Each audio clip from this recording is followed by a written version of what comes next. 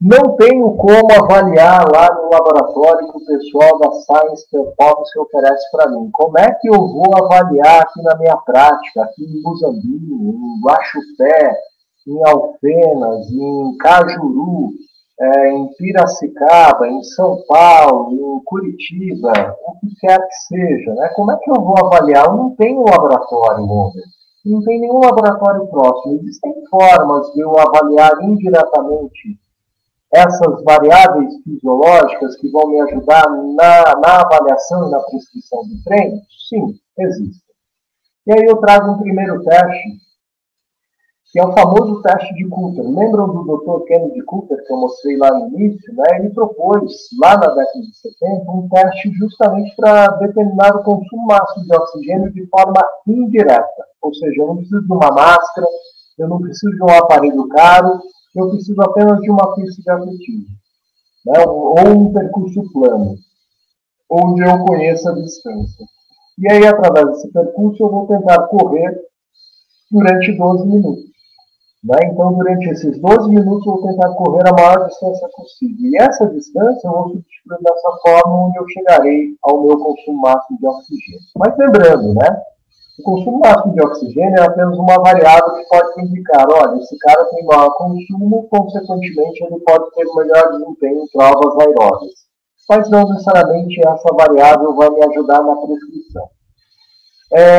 Alguns anos depois, alguns bons anos depois, esse grupo de estudos lá da Universidade Católica de Brasília, eles desenvolveram, através do teste de Cooper, uma fórmula preditiva do segundo limiar.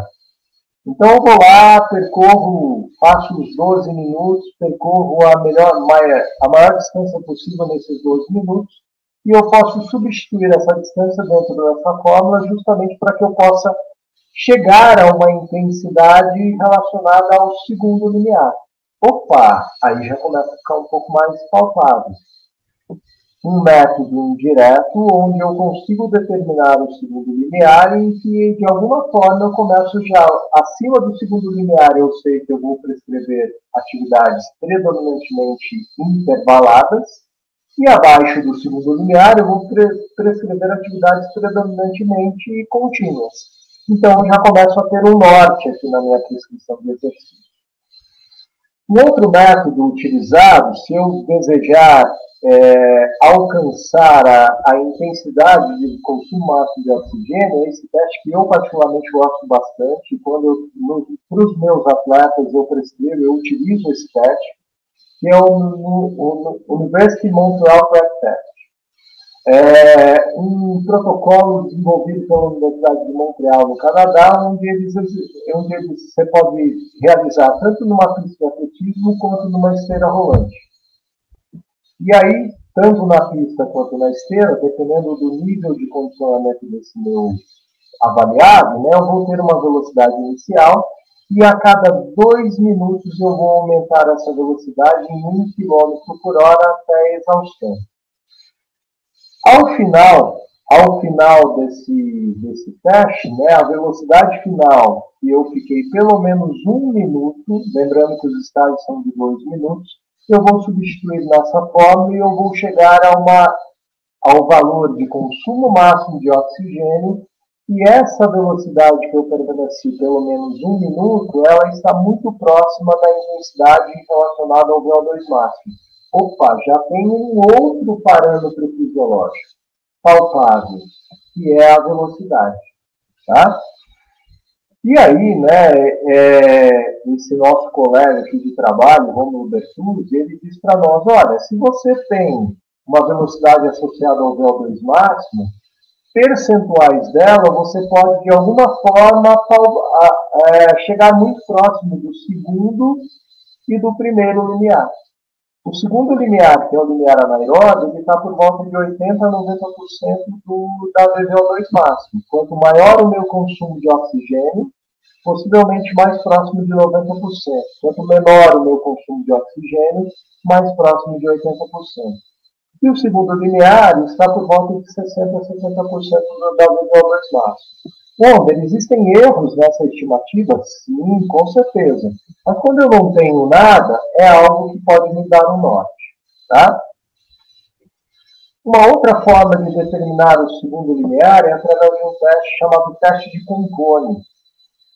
Aqui eu preciso de um pouco mais de recursos, né? Porque no teste de Concone eu preciso, pelo menos, de um frequencímetro, de um polar, de um aparelho que permita mensurar a frequência cardíaca.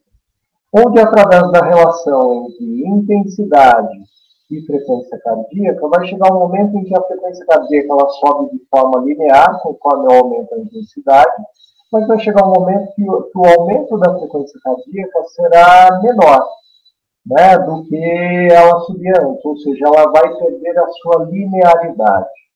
Quando ela perde essa linearidade, que nós chamamos de ponto de deflexão da frequência cardíaca, esse ponto aqui estaria, teoricamente, coincidente com o segundo linear, né? Ou seja, o linear anaeróbio. Ou seja, através desse método, eu consigo também determinar uma âncora fisiológica para que eu possa prescrever o treinamento.